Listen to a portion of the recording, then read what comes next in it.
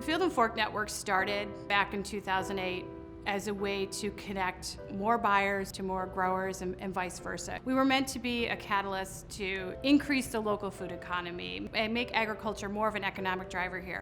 I'm Lisa French. I'm the co-founder and executive director of Field and Fork Network. Starting in 2009, we used to host annual conferences in the region where we would invite local farmers and local food buyers and chefs to primarily network, but we would also offer some workshops to try to facilitate business-to-business relationships between the two entities. After doing that for a few years, we came to the realization that there was definitely a lot of demand. We had a lot of large institutional buyers and a lot of small-scale growers. It was really apparent that they weren't going to be able to organically do business together, that there was some missing infrastructure that we needed to help kind of facilitate and make happen so the two entities could actually do business together, which led us to doing a plan, doing a feasibility study for what type of business should exist to help fill that gap. We didn't assume that we needed a food hub in Western New York, but once we identified that the market would support it and wanted it, we had funding to support a business plan. My name is Cheryl Thayer, and I work for Cornell Cooperative Extension, Harvest, New York. Field and Fork had been trying to spearhead a food hub in Western New York for quite some time. We had an interest in advancing that effort with her, so we got together and we started to seek funding to support the development of a food hub. The next step is understanding what exists in the landscape, both on the supply and demand side, as well as infrastructure that already exists. I'm Kathy Nyquist. I founded New Venture Advisors. We found each other because Field and Fork was having a conference, and I emailed Lisa French and I said, I help to start food hubs. If you'd like me to come and speak, I'd be delighted to create a session. She immediately got back to me and said, I know about your work and I'd love for you to come because, believe it or not, we are thinking about starting a food hub in our region. Buyers and growers were surveyed extensively. Follow-up interviews were conducted and they were led by our consultant, New Venture Advisors, and the data indicated that a food hub would be supported, buyers would buy from it. That's ultimately what decided to move forward with food hub business planning. We had incredible engagement from both farmers and buyers. We had over, I think, 160 farmers fill out surveys, come to meetings, give us feedback.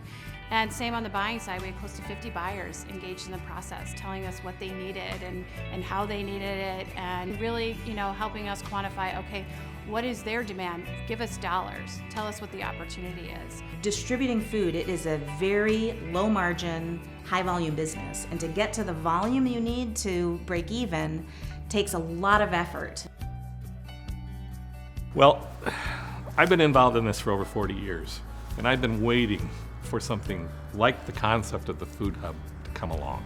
The food hub basically was designed to help smaller or medium-sized farms bring their product to a centralized location so they can concentrate on growing their produce. Personally, I like growing the stuff and picking the produce.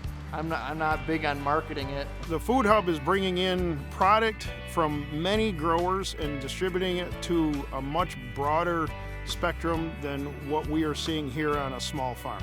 A food hub can get a product in that was picked this morning and then turn it around by the next day. Consumers are getting very smart these days, and they're looking for a very diverse plate of product coming from all the different directions. And you know what, we're able to establish that with some good growers and communications and growing the best product for them.